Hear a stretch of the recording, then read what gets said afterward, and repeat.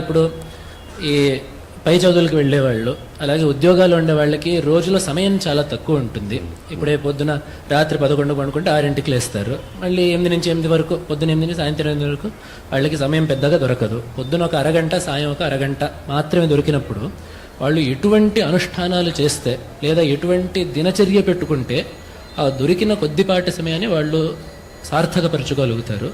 ఒక ప్రణాళిక ఏమైనా జగద్గురువులు సూచించగలిగితే, ఒక దినచర్య ప్రణాళిక సూచించగలిగితే దాన్ని తప్పకుండా పాటిస్తారు అని ఆశిస్తున్నాను. అంటే వాళ్ళందరికీ ఒక అరగంట సమయం దొరుకుతుందా? పొద్దున సమయం ఖచ్చితంగా దొరుకుతుందిగా, పొద్దున సాయంకాలం. అంటే అరగంట అని ఎందుకు అడుగుతున్నా అంటే అరగంట కూడా నా ప్రకారం అరగంట దొరకడం కూడా చాలా ఎక్కువే. అరగంట కూడా అవసరం లేదు, ఒక 10-15 నిమిషాలు కూడా చాలు అని చెప్పడానికి నేను అడుగుతున్నా.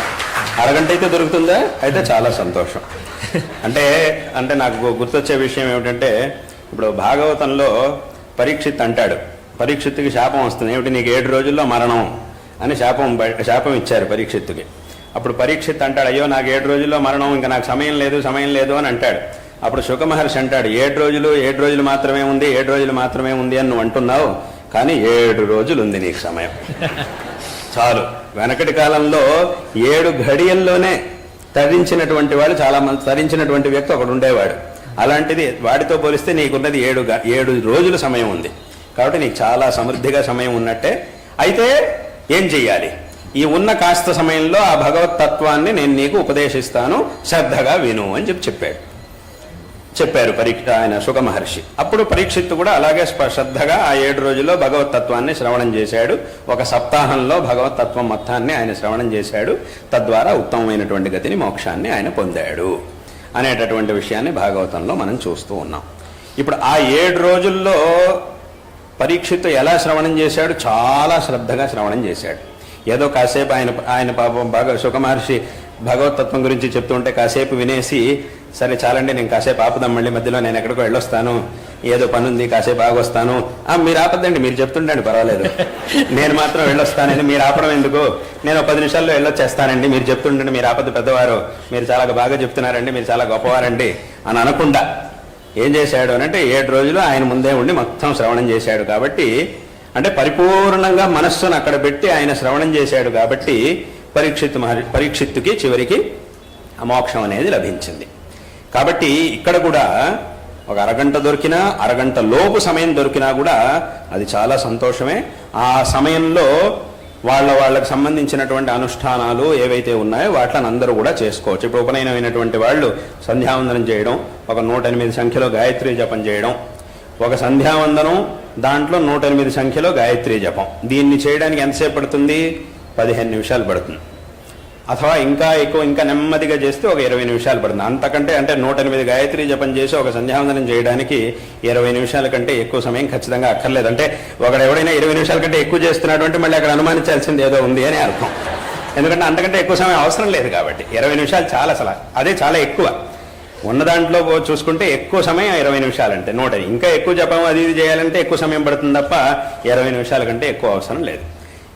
అదేవిధంగా ఇంకేదైనా మంత్రజపం కానీ, ఇప్పుడు సంధ్యావందనం ఉన్నటువంటి వాళ్ళు సంధ్యావందనం అది చేసుకుంటారు. అది లేనటువంటి వాళ్ళు కూడా సరైనటువంటి, అందరికీ కూడా శాస్త్రముల్లో రకరకాల మంత్రాలని చెప్పారు. ఆ మంత్రోపదేశాన్ని గురుముఖత తీసుకొని ఆ మంత్రాలని జపం చేయొచ్చు. కావలసినంత ఉన్న సమయాన్ని బట్టి కావలసినంత సంఖ్యలో జపాన్ని చేయొచ్చు. అది కూడా లేదండి మాకు సరిగ్గా ఉపదేశం చేసేటటువంటి గురువు ఎవరు దొరకలేదు అని అంటే కనుక అది కూడా అవసరం లేదు. ఏదైనా స్తోత్రాలని పఠించవచ్చు. విశేషంగా స్తోత్రములు అంటే మంత్రములకే సమానంగా ఉన్నటువంటి స్తోత్రాలు ఎన్నో ఉన్నాయి. ఆ స్తోత్రములు ఎంత గొప్పవి అనంటే మంత్రములతో సమానమైనటువంటి స్తోత్రాలు అవన్నీ కూడా. అక్కడ ఉండే ఒక్కొక్క శ్లోకం కూడా మంత్రాలతో సమానం, ఒక్కొక్క మంత్రంతో సమానం. అటువంటి స్తోత్రములు ఎన్నో ఉండనే ఉన్నాయి. ఇప్పుడు విశేషంగా మనకి పురాణాల్లో చెప్పబడినటువంటి స్తోత్రాలు, విశేషంగా లలితా సహస్రనామం ఉన్నది, విష్ణు సహస్రనామం ఉన్నది, శివ సహస్రనామం ఉన్నది. ఈ అందుకే శంకరాచార్యుల వారు కూడా ఏం చెప్పారు? గేయం గీతా నామ సహస్రం ధ్యేయం శ్రీపతి రూపం అజస్రం అని ఆ భజగోవింద స్తోత్రంలో శంకరులు అందుకోసమే చెప్పారు. ఆ నామ సహస్రం అంటే విష్ణు సహస్రనామమో, శివ సహస్రనామమో, ఆ దేవి సహస్రనామమో ఏదో ఒకటి.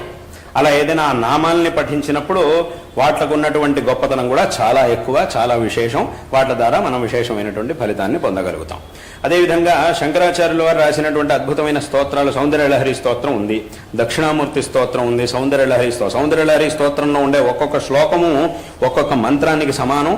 ప్రతి ఒక్క శ్లోకానికి ఒక ఉపాసన ఉన్నది, ఒక యంత్రం ఉన్నది, ఒక విశేషమైనటువంటి పూజా పద్ధతి ఉంది. అటువంటి శ్లోకాలు అక్కడ ఉన్నటువంటి ఒక్కొక్కటి కూడా ఆ శ్లోకాల్ని కనుక మనం పఠిస్తే, ఇప్పుడు సౌందర్యలహరిలో ఉన్నటువంటి ఏదైనా ఒక శ్లోకాన్ని తీసుకొని రోజుకి ఆ శ్లోకాన్ని ఒక 10 సార్లు కానీ, ఒక 32 సార్లు కానీ, ఒక 108 సార్లు కానీ, ఇవాళ ఒక శ్లోకం, మొదటి శ్లోకం, రేపు 2వ శ్లోకం, ఎల్లుండి 3వ శ్లోకం, ఇలా ఒక్కొక్క రోజు ఒక్కొక్క శ్లోకాన్ని ఒక 32 సార్లు అథవా 108 సార్లు ఉన్న సమయాన్ని బట్టి దాన్నే పఠిస్తే తద్వారా విశేషంగా మనకి ఆ భగవద్ అనుగ్రహం అనేది లభిస్తుంది. ఇలా 100 రోజుల పాటు రోజుకు ఒక శ్లోకం చొప్పున అన్ని శ్లోకాలు అయిపోయినాయంటే మళ్ళీ మొదటి శ్లోకం నుంచి చదవడం, ఈ రకంగా ఎన్నో ఉపాసనలని శాస్త్రముల్లో చెప్పారు. కాబట్టి ఇప్పుడు సంధ్యావందనాది అనుష్ఠానాలు ఉండేవాళ్ళు అథవా ఏదైనా ఒక మంత్రాన్ని సంప్రదాయానుసారంగా గురుముఖత ఉపదేశం తీసుకొని ఆ మంత్రం యొక్క పద్ధతి, దాని అనుష్ఠానం ప్రకారం దాన్ని జపం చేసేటటువంటి వాళ్ళు, అథవా ఈ సహస్రనామాదుల్ని పఠించేవాళ్ళు, అథవా ఈ స్తోత్రాన్ని పఠించడం, ఈ మూలకంగా ఏదైనా ఈ మార్గాలన్నింటిలో కూడా వాళ్ళకి యోగ్యం అంటే వాళ్ళ సామర్థ్యానికి తగినట్టుగా వాళ్ళకు ఉన్నటువంటి సమయానికి తగినట్టుగా ఏదే ఉపాసనని చేసినా కూడా తద్వారా ఆ భగవద్ అనుగ్రహం అనేది తప్పకుండా మనకి లభిస్తుంది. కాబట్టి ఇక్కడ ఎంత సమయం మనం చేస్తున్నాము అనేటటువంటి విషయం కంటే ఎంత శ్రద్ధగా మనం చేస్తున్నాము అనేటటువంటి విషయం చాలా ముఖ్యం. చేసేది 10 నిమిషాలే అయినా, ఒక 10 నిమిషాలు చేసినా కూడా ఆ 10 నిమిషాల్లో పరిపూర్ణంగా మన మనస్సుని అక్కడే మనం లీనం చెయ్యాలి. ఆ 10 నిమిషాలు చేసేటప్పుడు కూడా లౌకికమైనటువంటి విషయాల గురించి మనం ఆలోచించకూడదు. అంటే ఆ దేవుడి గదిలోకి వెళ్ళి దేవుడిని ముందు కూర్చోవడం కంటే ముందే మన మనస్సులో ఒక సంకల్పాన్ని చేసుకోవాలి. ఏమిటి అంటే, ఇప్పుడు నేను దేవుడి దగ్గరికి వెళ్తున్నాను, ఓ 10 నిమిషాల పాటు దేవుడి ముందు కూర్చోబోతున్నాను, పరిపూర్ణంగా నా మనస్సుని నేను భగవంతుడి పాదార విందాల్లో ఉంచబోతున్నాను. ఈ 10 నిమిషాల్లో ప్రపంచం ఏమైపోయినా సరే నేను దాని గురించి ఏమైపోదు, వాస్తవంగా ఏమవుతుంది, ఏమీ అవ్వదు. కానీ ఏమైపోయినా సరే, అంటే మీ సంకల్పం ఎలా ఉండాలి అని చెప్తున్నా. ప్రపంచానికి ఏమీ అవ్వదు, ప్రపంచానికి ఏమవుతుంది, ఏమీ అవ్వదు. కానీ ఈ 10 నిమిషాల్లో ప్రపంచం ఏమైపోయినా సరే దాని గురించి నేను పట్టించుకోను.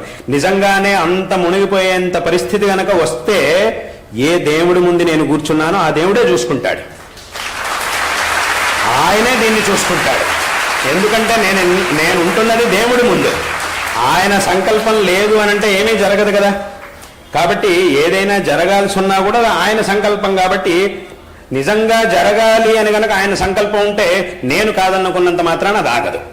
కాబట్టి నిజంగా ఏదైనా జరగాల్సింది ఉంటే అది ఎక్కడున్నా జరుగుతుంది. నేను దానికోసం ఎంత ఆలోచించినా అది ఖచ్చితంగా జరుగుతుంది, దాన్ని ఎవరు ఆపలేరు. కాబట్టి ఈ 10 నిమిషాల పాటు మాత్రం నేను ఏ విషయాల్ని ఆలోచించను. మళ్ళీ 10 నిమిషాలు అయిన తర్వాత మళ్ళీ బయటికి రానే వస్తాను. వచ్చిన తర్వాత మళ్ళీ ఈ విషయాలన్నింటి గురించి ఆలోచించడం, చదువు, ఉద్యోగం, ఈ విషయాలన్నిటి గురించి కూడా ఆలోచించడం అనేది ఉండనే ఉంది ఆ 10 నిమిషాలు. కానీ ఈ 10 నిమిషాలు మాత్రం నేను ఏ విషయాల్ని పట్టించుకోను అని దృఢంగా సంకల్పం చేసుకోవాలి. ఎందుకు సంకల్పం చేయాలని అంటున్నాను అంటే, సంకల్పానికి చాలా బలం ఉంటుంది. సంకల్పం అనేది ఎంత బలంగా ఉంటుందో ఆ తర్వాత పని అంత బాగా జరుగుతుంది. కాబట్టి అన్నిటికీ కూడా ఈ సంకల్పం అనేది మూలం. ఎంత దృఢమైనటువంటి సంకల్పాన్ని మనం పొందుంటామో పని అంత బాగా జరుగుతుంది, అంత చక్కగా మనం పనిని చేయగలుగుతాం. కాబట్టి ఇప్పుడు ముందే ఇలా ప్రతిరోజు ఆ 10 నిమిషాల పాటైనా భగవదారాధన చేయడం కంటే ముందే సంకల్పాన్ని దృఢంగా చేసుకోవాలి. చేసుకుంటే గనక ఇప్పుడు ఇవాళ కాకపోయినా, రేపు కాకపోయినా, ఎల్లుండి కాకపోయినా కొన్ని రోజుల్లోనే ఈ పరిపూర్ణమైనటువంటి దృష్టిని భగవంతుడి మీద ఆ 10 నిమిషాల్లో పెట్టి చేయగలిగేటటువంటి సామర్థ్యం మనకు వస్తుంది. మన బుద్ధి తప్పకుండా అక్కడ నిలుస్తుంది, అందులో ఏమాత్రం సందేహం లేదు. కాబట్టి అందరూ కూడా ఇలా చేయాలి. ఈ 10 నిమిషాల పాటు చేసిన ఆ భగవద్ ఆరాధన ఏదైతే ఉంటుందో, వాళ్ళ సామర్థ్యానికి తగినట్టుగా వాళ్ళు చేసినటువంటి భగవద్ ఆరాధన అనేది ఏదైతే ఉంటుందో, తద్వారా మనకి లభించేటటువంటి శక్తి, అలౌకికమైనటువంటి శక్తి, ఉత్సాహం, ఇవన్నీ కూడా ఏముంటాయో అవి మనకి ఆ రోజు సంపూర్ణంగా అన్ని పనులని చక్కగా చేయడానికి కావలసినటువంటి విశేషమైన శక్తిని ఇస్తుంది ఆ 10 నిమిషాలు చేసేటటువంటి భగవద్ ఆరాధన.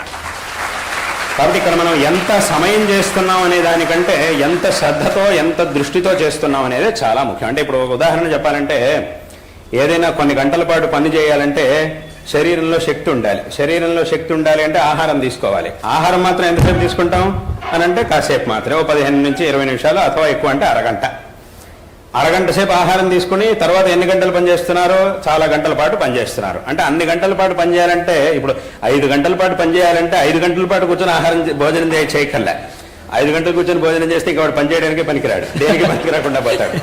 కాబట్టి నేను 5 గంటలు పనిచేయాలండి, కాబట్టి 4 గంటలైనా భోజనం చేయకపోతే ఎలాగా అని అనడానికి వీలేదు. 4 గంటల పాటు ఎవడు భోజనం చేయాలి. 5 గంటలు పనిచేయాలన్నా కూడా భోజనం మాత్రం చేయాలి. దానికి కావాల్సిన శక్తి కావాలంటే ఆహారం తీసుకోవాలి. ఆహారం తీసుకునే సమయం ఎంత అంటే 15 నుంచి 20 నిమిషాలు, అరగంట, అంతే, అంతసేపు మాత్రమే. కానీ దానివల్ల మనకి లభించేటటువంటి శక్తి ఏదైతే ఉందో ఆ శక్తి ద్వారా మనం చేయగలిగేటటువంటి పని మాత్రం అన్ని గంటల పాటు ఉంటుంది. అదేవిధంగా ఒక 10 నిమిషాల పాటు ఈ ఉపాసనని చేసినా కూడా, పరిపూర్ణమైనటువంటి దృష్టితో ఉపాసనని చేసినా కూడా, దానివల్ల మనకి లభించేటటువంటి శక్తితో తర్వాత మనం ఎన్నో గంటల పాటు ఆ భగవద్ అనుగ్రహంతో చాలా పనులని మనం చక్కగా చేయగలుగుతాం. కాబట్టి ఈ విధంగా ఉన్నటువంటి సమయాన్ని ఖచ్చితంగా ఇలా వినియోగించుకోవచ్చు. ఆ 10 నిమిషాలు కూడా సమయం లేదు అని మాత్రం ఎవరు అనడానికి వీలేదు. ఎందుకంటే ఖచ్చితంగా 10 నిమిషాల సమయం రోజుకి ఖచ్చితంగా ఉండనే ఉంటుంది. ఎన్ని పనులున్నా కూడా, ఏమున్నా కూడా ఆ 10 నిమిషాల పని అనేది తప్పకుండా, 10 నిమిషాల సమయం అనేది తప్పకుండా అందరికీ దొరుకుతుంది. కాబట్టి అందరూ కూడా ఈ రకంగా ఆ శక్తికి తగినట్టుగా అందరూ కూడా, శక్తి సమయం దీనికి తగినట్టుగా అందరూ కూడా భగవదుపాసన చెయ్యాలి. ఇప్పుడు రోజు ఏదో స్కూల్కి వెళ్ళాలి, కాలేజీకి వెళ్ళాలి, ఉద్యోగానికి వెళ్ళాలి అనేవాళ్ళు ఇలా చేయాలి. ఇప్పుడు ఇవాళ రోజున వెళ్లాల్సిన పనులు ఇవాళ సెలవు, 2 రోజులు సెలవులు దొరికినాయి, అప్పుడు కావాలంటే గంట సేపు చేసుకోవచ్చు. రోజు 10 నిమిషాలు చేసేది ఆ 2 రోజుల్లో కావాలంటే గంట సేపు, 2 గంటల సేపు కావాలని కూర్చొని చేయొచ్చు. కాబట్టి ఈ విధంగా చేసుకోవాలి. ఇప్పుడు గురువులు ఈ దైనందిన ఉపాసనకై కొన్ని స్తోత్రాలని నిర్దేశించారు. అంటే ఉపనయనం అయిన వాళ్ళు సంధ్యావందనం చేసుకుంటారు, ఉపనయనం కాని వాళ్ళు ఈ లలిత సహస్రనామం అట్లాంటి ఇతర స్తోత్రాలు చదువుకోవచ్చు అని చెప్పారు.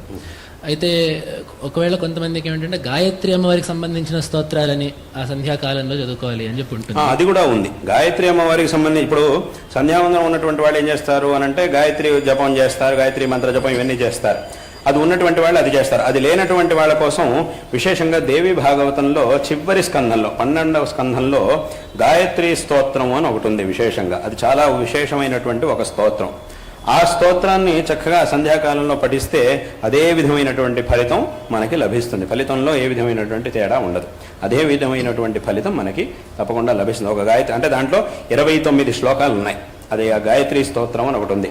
సామాన్యంగా దేవి భాగవతంలో చివరి స్కంధంలోనే గాయత్రి అమ్మవారి యొక్క ఉపాసన పద్ధతి పద్ధతికి సంబంధించిన అక్కడ సహస్రనామం, గాయత్రి సహస్రనామం కూడా అక్కడ చెప్పబడింది.